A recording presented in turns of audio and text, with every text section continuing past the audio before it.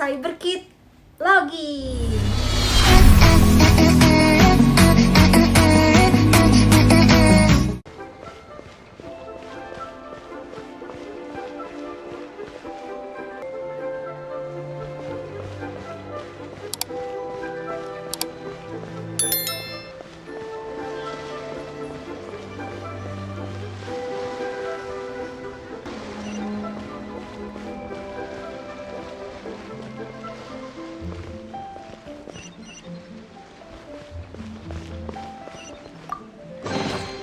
How fortunate.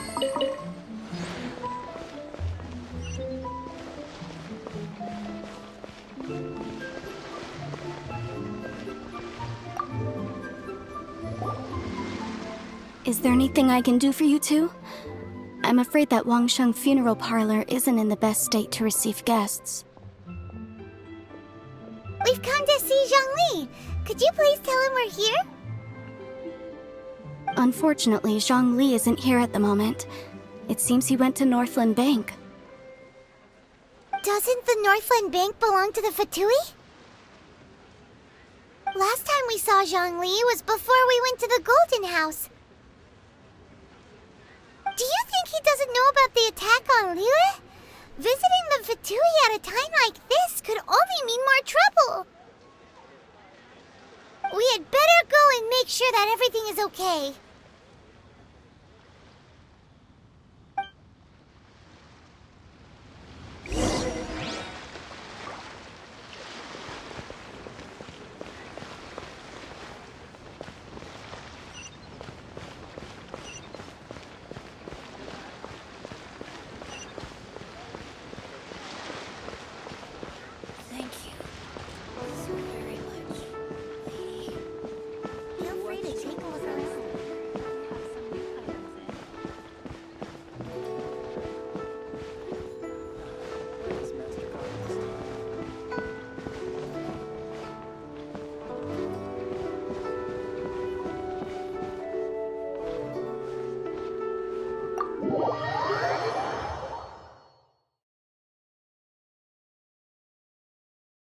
You call this cooperation between Harbingers? Cooperation involves communication, you know. Don't take it to heart, child. Besides, aren't you happy that you got to skip the formalities and bring chaos to the land? I'm sure you must have enjoyed that. Oh, it seems that some of your friends have arrived. Hey, it's Zhongli and Child. And you're also one of the Harbingers? It's you two. I believe we've met once before. In the city of Bards, was it? I'm glad you still remember my name. Ah, right. I imagine that it must have been rather hard to forget watching helplessly as something precious was snatched away from your friend. No, don't let her get to you! You've yet to gather the powers of all 7 elements, and our last battle at the Golden House was almost more than you could handle. So it might be best to keep things peaceful this time, seeing that 2 of the Harbingers are here. Well, if it isn't you two. This is our first time seeing each other since Liyue was nearly wiped off the map. This is certainly a bit awkward, wouldn't you say? Paimon knew that we should never have trusted a Fatui Harbinger. Oh, now don't say that. Sure, I may have misled you, but I never had anything against you personally. Besides, I thought we were getting along quite well together, didn't you? Except for that little tussle we had at the end. Nothing personal. We just have different views, that's all. Of course, you may very well hold this against me, but that's up to you. The real deceivers here are Senora and Zhongli. Curse them for leading me on. So actually, I think... Stop wasting time, child.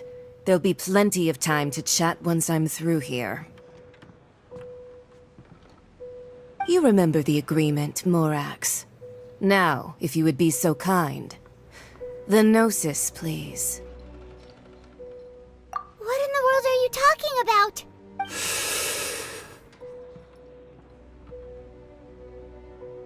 The contract is fulfilled. That which thou seeketh is now bestowed unto thee.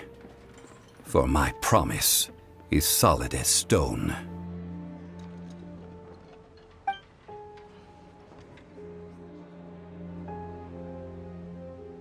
How sanctimonious. What? So you're the Lord of Chio? No, wait! That's an exciting twist and all, but why give the Gnosis to the Fatui? I do not give it for free. I give it as agreed upon in the contract, for it is a matter solely between the Tsaritsa and I. Yeah, you don't think you went a little bit too far with that whole fake death thing? Everyone was preparing the ceremony for you, and splat! This big dragon falls out of the sky, and all of Liyue goes into an uproar. Talk about a disaster. Gathering all the forces that had been bubbling behind the scenes, and then stirring them together in a pot that was bound to boil over. That's what he wanted to see, am I right? Wait, what? Perhaps it's best that I explain. As you know, I've dwelt upon this world for more than 6,000 years. It is now 3,700 years ago that I founded Liyue together with the Adepti. Even boulders that can withstand whirlpools will erode with the passing of time. I kept convincing myself that cracks had not begun to form, and that the end of my time had not yet come. Until one drizzly day, as I was strolling along the harbor, I heard a merchant tell one of his workers, "You finished your duties. Go ahead and call it a day." I stood motionless among the crowds, asking myself, have I already finished my duties? Oh, Zhongli. But as I began to consider relinquishing my divine role, I soon discovered that many reasons still remained to not hastily depart. Was Liyue, the city I had dwelt in for so long, already prepared to enter its next age? I decided that a test was needed in order to reveal the answer, so I feigned my own death, and gathered the cast of Child, the Adepti, and the Liyue Chising to play their roles together on the stage that was Liyue.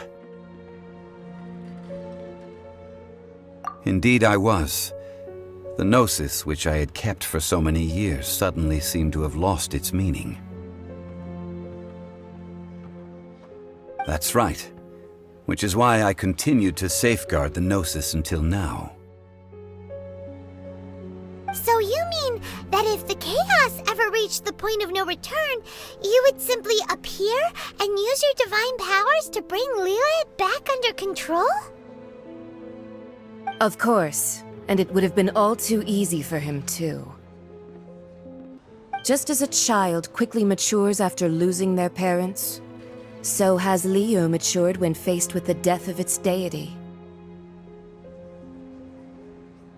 In the end, the resolution to all that has transpired was even more satisfactory than I could have hoped for. Take the Adepti, for instance. Owing to their years of seclusion, they were the least informed. Yet when faced with a crisis, they commendably showed the greatest amount of restraint possible. Not only did they manage to cooperate with the Chising, but in the end, they even made efforts to understand the hearts of the people. Credit is also due to Signora, the emissary dispatched by the ARchon to fulfill our contract. At my request, she kept everything she knew in strict confidence. This despite the eavesdropping ears of her colleague, Child. This meant I could remain as Zhongli, even having the chance to fulfill the age-old traditions of Liyue in this mortal form. Thank you for joining me on this journey, traveler. All of these things turned out as I had planned. There is only one thing that I had not anticipated, and that was the conduct of the Liyue Qixing. I had expected them to do no more than the Adepti, to come to the defense of Liyue. But when all was said and done, they seized the opportunity to supplant Liyue as divine protectors, and used the subsequent power vacuum left by my death to quickly gain complete control of Liyue. Huh? That doesn't sound good at all! On the contrary, I think it is excellent. I had always feared that it was too soon for them to take over from me. And it was also that which I longed for the most. As such, this is the best parting gift anyone could have given this god of old. Hey, what about me? Doesn't anyone feel the least bit of remorse for deceiving me? You've practically kept me in the dark. I think that thanks would be more appropriate. You certainly played no small part in all of this, wreaking havoc and turning the city upside down. The Lord of Geo ought to thank you for your performance, if anything. If you hadn't created the pressure of a battle between mortals, Adepti, and a god, the lump of coal resting in the hands of the ARchon, Liyue, would never have been able to become a dazzling diamond of a city. Huh? Just whose side are you on, mocking me like that? Are you itching for a fight? Be that as it may, you've come out of this as the hero of Liyue. I, on the other hand, will be forever prescribed as a disturber of the peace, no? Well then, with the Gnosis in my possession, I have no use for such idle chatter. We should return to Zapoljarny Palace and seek an audience with Her Majesty, the Tsaritsa. Come, child. Fine.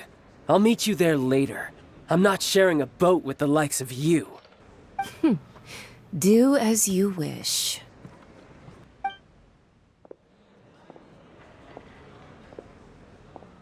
Now then, is there anything else you wish to ask me? Right! As Zhongli always told us, a good trade is a fair trade. Paimon has no idea what could be a good trade for a Gnosis. Realistically speaking, there is no such thing. Huh? However, I am the god of contracts. For thousands of years, I have made countless contracts. If the deal was of no benefit, then I certainly would not be inclined to agree to it. My agreement with the ARchon will be the last of my contracts as the ARchon. My contract to end all contracts. As for the bargaining chip that the Tsaritsa used to balance the scales, uncover that answer for yourself in your future journeys.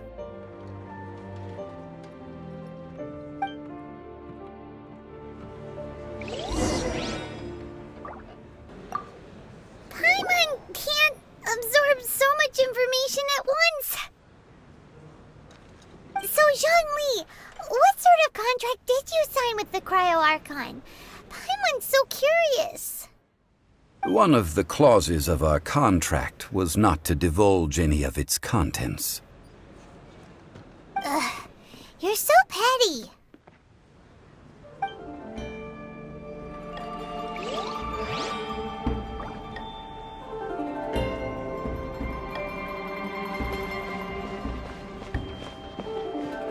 The day of the rite of parting.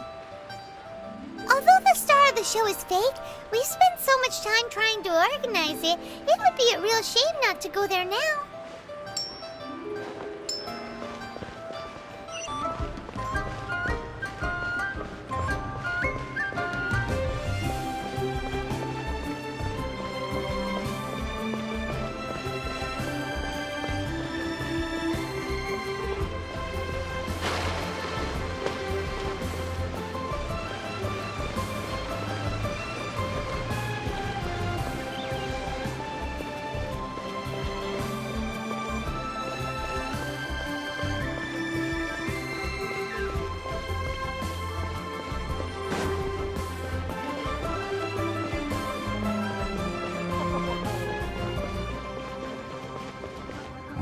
Well, since we're going through with this rite of parting, I guess it means that those rumors hit the nail on the head.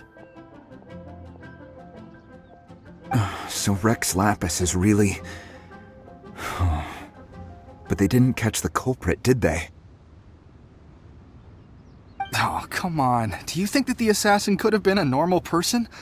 You know what I think. I don't think any of the gossip on the streets you hear from those shady types is worth anything. There's only one real possibility in my mind. I've heard that the assassin was that Fatui fellow. Youngish, pretty high in rank. I think they called him Child. The Fatui? They certainly are very suspicious. Who knows what those greedy, crooked folks... Shh! Lower your voice. If the Fatui catch you in their sights, Rex Lapis won't be around to protect you this time.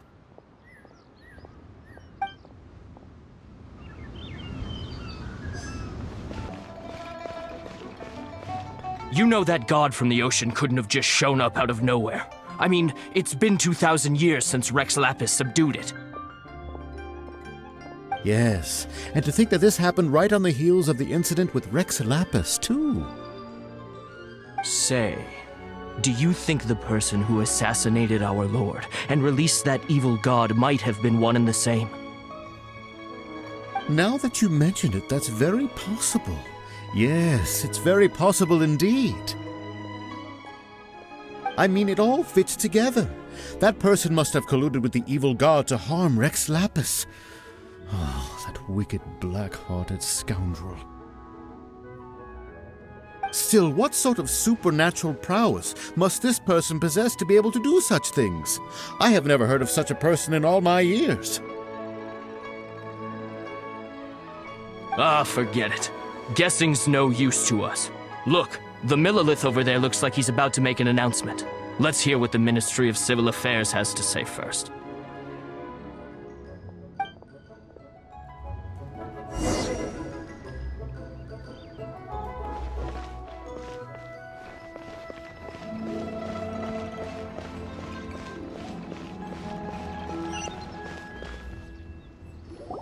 Hear ye all! The Chi sings words. Though a dragon soars ageless as the mountains, it too must return to dust.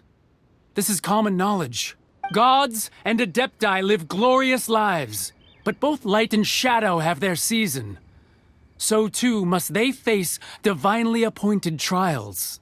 Rumors and hearsay abound on the streets that Rex Lapis was murdered. Now, let the truth be revealed. Having been thwarted in his trial, Rex Lapis's soul has recouped the celestial heights. He beseeches the people of Liyue to grieve not and to let not their hearts be saddened. Nor are they to believe street-born rumors or indulge in baseless speculation.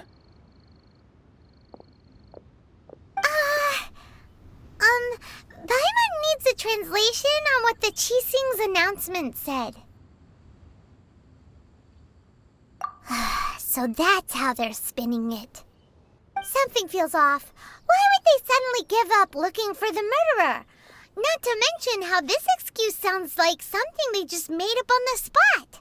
Could the Chising already have known that Rex Lapis wasn't dead? But Zhongli said that neither they nor the Adepti knew anything.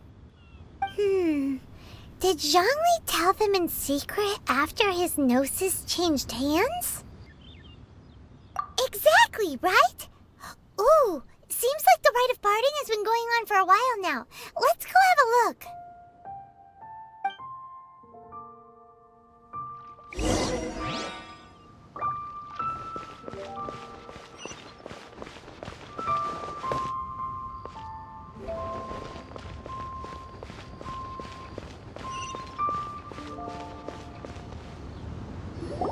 Look, it's Ningguang and Keqing. Are they saying something? Are their speeches over? As said previously, Rex Lapis's soul returning to the heavens is the end of the contract. And it is also the end of an era. 3,700 years of contracts burnt and reduced to ash. We, the people of Liyue, were indeed prosperous. But blinded by our prosperity, we forgot that time can be pitiless. The long, unending dream of our ARchon walking among us.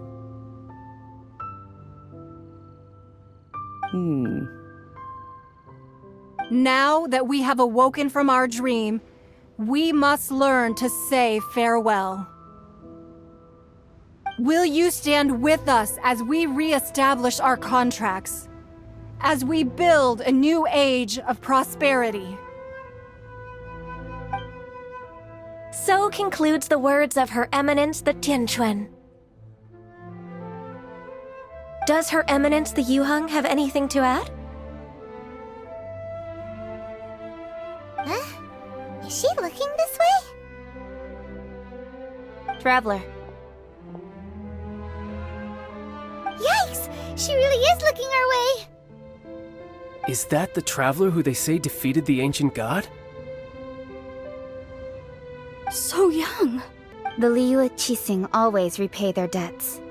And as you have heard, our eyes see far and our reach is long. Name your price. You deserve that much. Whoa!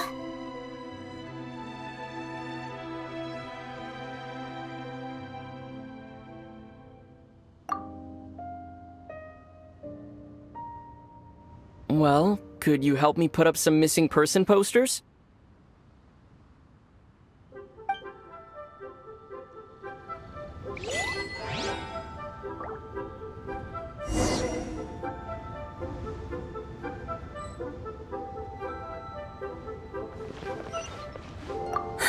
And to think I'd put my best perfume on before coming here, thinking you'd like it.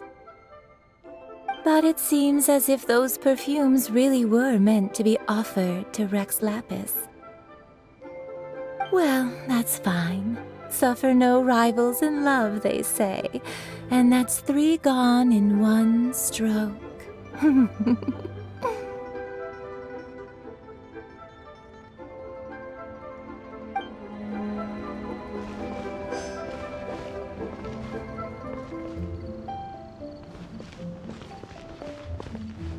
As for the mortals and adepti of Liyue, what shape shall our relationship take from now on?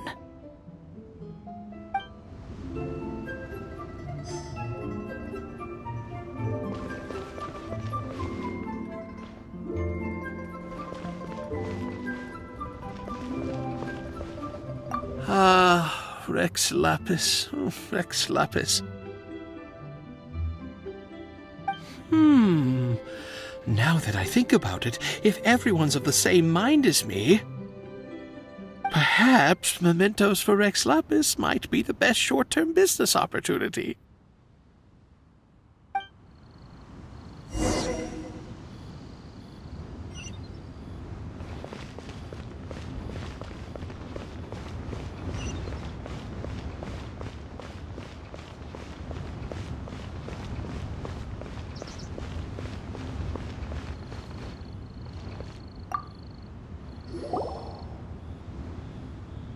Zhongli! Look at this. Everyone in Liyue is caught up in their emotions, thinking that they'll never see Rex Lapis again. And here you are looking all relaxed. Why would I not feel more at ease after laying down the burden I have borne for 3,700 years? Right, if the two of you can spare the time, I should treat you to a meal at the Xinyue kiosk. Ha! That sounds like big talk, Zhongli. Paimon might have believed you if you were treating us to some third-round knockout, but you'd have to pay out your nose just to stand inside Xinyue kiosk. Are you sure you can afford it?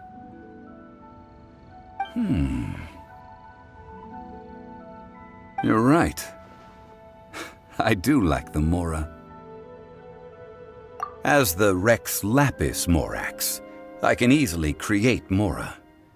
But since I have chosen to walk this earth as the mortal Zhongli, I should abide by the same rules that mortals do. When I was journeying with you, though I still had the Gnosis in hand, I knew that I must soon retire from my role as an ARchon, so I had to rehearse a little for my new life. Oh, no wonder! Paimon gets it now. You didn't look at the price tags when we were spending because you've never had to. But since you weren't used to not being able to just make more Mora as and when you wanted to, you had to try becoming a parasite to society who lives off of other people's credit. Well, we were only spending Fatui money. You don't have to say it like that.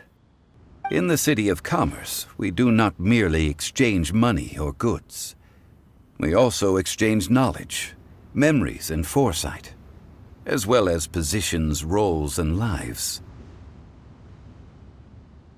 The Archon Morax could never experience life as the true mortal Zhongli could, no matter how many times he descended to be with his people.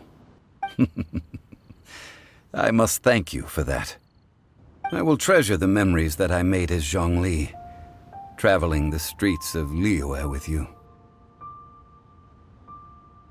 That is true. But there is no journey that does not end. No meetings without partings. Paimon thinks that we should make a move and continue our search for the Seven. I fear that continuing your journey may be difficult. The nation that neighbors Liyue by sea, Inazuma, is presently closed. The Electro-Archon Ball. And just as the people of Liyue preferred to call me Rex Lapis, she too goes by another name among locals in Inazuma. Paimon thinks we've heard that one before. Raiden? That is the case. And since Raiden is also the Shogun of Inazuma, people call her the Raiden Shogun. That said, though people at the wharf were saying that the situation in Inazuma is very tense, Paimon doesn't remember that always being the case. It wasn't that bad last year. Zhongli, since you're Rex Lapis, shouldn't you know something about what's happening there? Just how did Inazuma become a closed nation? It's because of visions. Visions? When faced with circumstances beyond their control, humans often bemoan their lack of power. But if a person shows true strength of will at a desperate and fateful moment in their life, the gods will look upon them with favor. This is what visions are. Magical foci bestowed upon those who have been acknowledged by the gods. Uh-huh. That's how people in Teyvat see it. But starting from last year, the Raiden Shogun began promulgating the Vision Hunt Decree. Vision Hunt Decree? Yes. It was an order to seize all visions within Inazuma's borders, and to inlay them upon the hands of the statue of the omnipresent god. They want to seize visions. But why? Aren't visions blessings from the gods? I should think that in the Raiden Shogun's eyes, it is precisely because they are divine blessings that they should be under the sole dominion of divinity. Whoa, that's harsh. The Animo Archon is the god of freedom, and the Geo Archon is the god of contracts. For her part, the Raiden Shogun is the god of eternity. It seems as though she has finally decided to eliminate any unstable elements that could pose a threat to her eternal realm. The fact that even I, the oldest of the seven, have now passed away, will only strengthen her resolve to pursue eternity. Knowing her, she must have again quoted that adage she is most fond of, when proclaiming that decree to her people. 7 ideals for 7 gods, and of these, eternity is nearest unto the heavenly principles. All right then. Was there anything else you wish to know? Ah, that was a good one. Failing a divine trial. How they came up with that excuse, I will never know.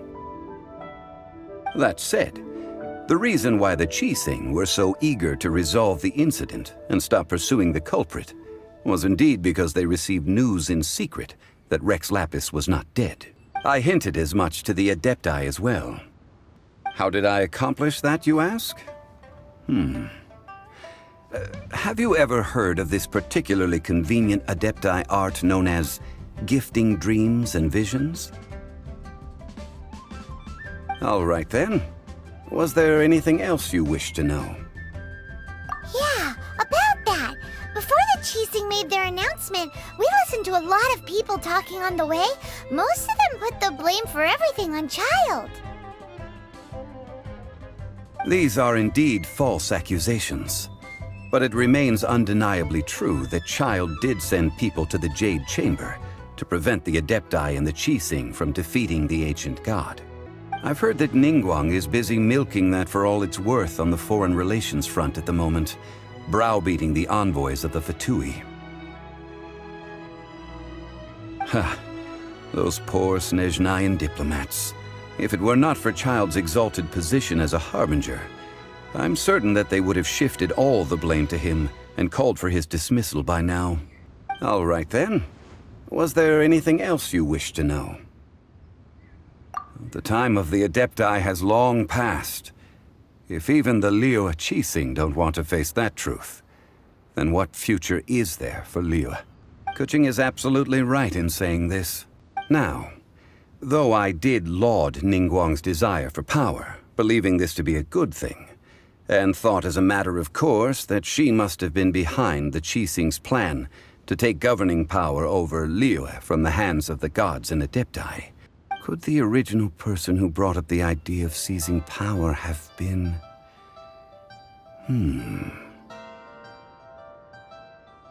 All right then. Was there anything else you wish to know? That's right. Zhongli, now that you don't have your gnosis, what's going to happen to all the Mora in Teyvat? Since Morax is dead, are they all just gonna disappear? Also, isn't the Golden House the only mint in the entire continent? Will it even continue to work? The Mora present now will not vanish. But the Golden House will indeed have to cease operations for a lengthy period of time, since creating Mora requires the use of the ARchon's power.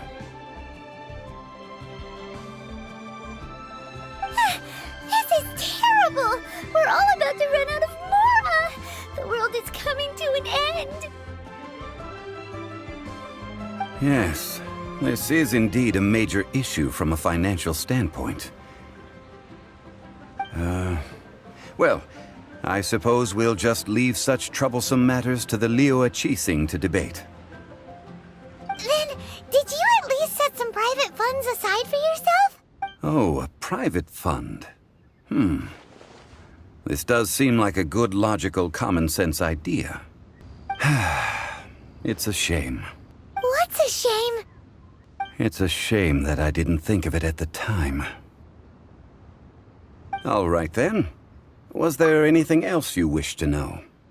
Well then, I suppose you'll have to find a way to get inside this closed nation.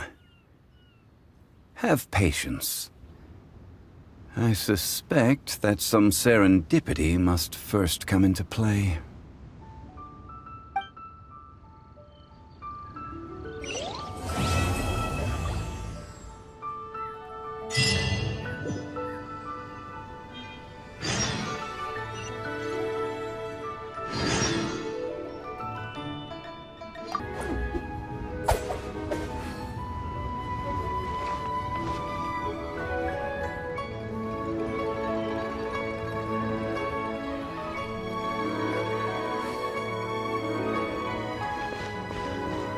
Cyber Kid, log out!